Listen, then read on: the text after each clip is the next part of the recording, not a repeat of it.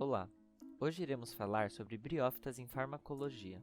As briófitas são utilizadas desde a antiguidade como plantas medicinais no tratamento de doenças por quase todas as populações de diversos cantos do mundo.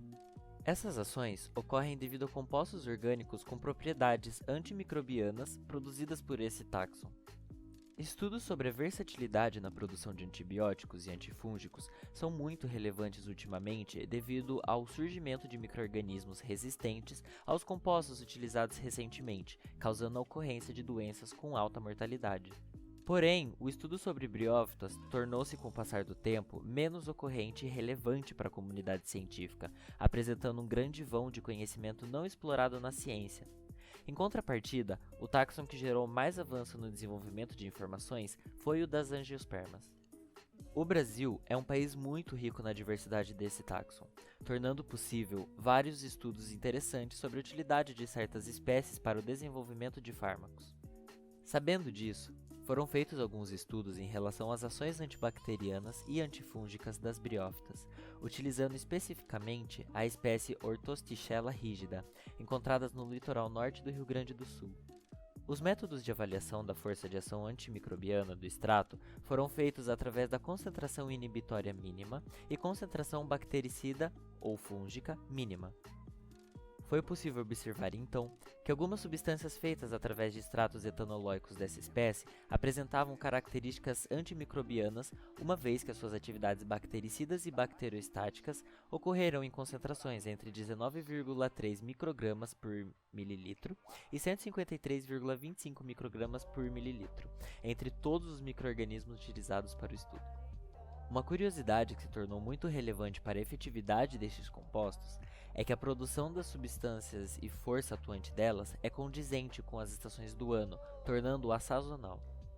No verão e no inverno, foi demonstrado um baixo nível de CIM e CBM e CFM devido ao ciclo de produção e desenvolvimento das briófitas, mais especificamente no processo de formação do gametângio e do esporângio.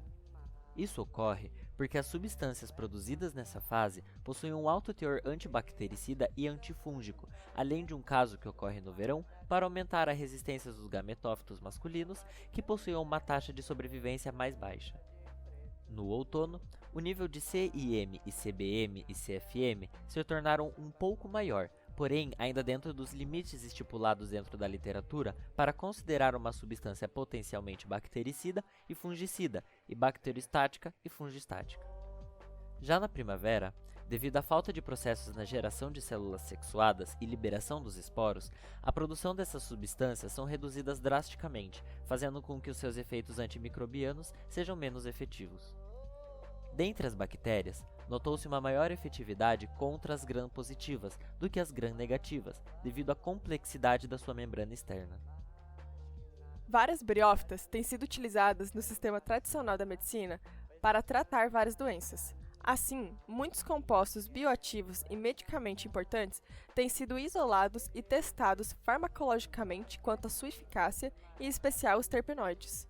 Os terpenoides são produzidos pelas plantas a fim de protegê-las de herbívoros e patógenos, além de atrair organismos benéficos a elas. Muitos são voláteis e facilmente liberados no ar, por isso pode ser percebido pelo olfato. Há pesquisas sobre a interação dos aromas e terpenos entre si e com outros compostos das plantas e de seus efeitos sinérgicos no corpo humano. Ao interagirem entre si, os terpenos formam moléculas variadas, com aromas diferentes, dando as famosas variações no cheiro e no sabor das flores. Alguns tipos de terpenos podem vir a reduzir a resistência na barreira hematoencefálica, facilitando a passagem de outras substâncias químicas benéficas, promovendo o relaxamento e alívio do estresse, enquanto outros promovem foco e acuidade. Além disso, as briófitas possuem um vasto número de compostos terpenoides, alguns dos quais apresentam atividades citotóxicas. Em alguns estudos, esses compostos foram isolados e testados para potencial anticancerígeno. Em briófitas hepáticas, foi relatado o efeito antitumoral com atividade indutora de apoptose, inibindo o crescimento celular, com efeitos significativos nas células interfásicas e mitóticas.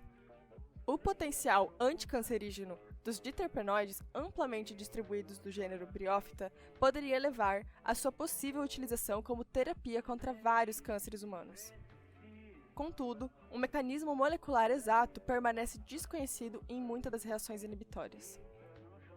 Deste modo, além dos diversos efeitos beneficentes dos terpenos, efeitos antibacterianos e anticancerígenos encontrados nas briófitas, estas têm potencial inseticida, antifidante e inibidores de desenvolvimento de insetos e pragas, gerando impacto na farmacologia bem como na agricultura. Os estudos observaram que diferentes espécies de musgos contêm em sua composição química terpenoides, flavonoides, alcaloides, esteroides, fenóis e saponinas, estes tendo aplicações no tratamento de epilepsia, feridas externas, menorragia, neurastenia, febre, queimaduras, contusões, problemas cardiovasculares, é antifúngico e também diversos outros tipos de aplicações em tratamentos diferentes. Com isso, os extratos obtidos para estudos com insetos tiveram, em sua maioria, resultados positivos para o potencial antifidante e algumas espécies possuíram efeitos anti-herbivoria, com inibição de desenvolvimento e mortalidade de mariposas e borboletas. Nota-se, então, que as briófitas têm um amplo potencial biotecnológico e biofarmacêutico para contribuir não só com a farmacologia, mas também com a agricultura e diversas outras áreas.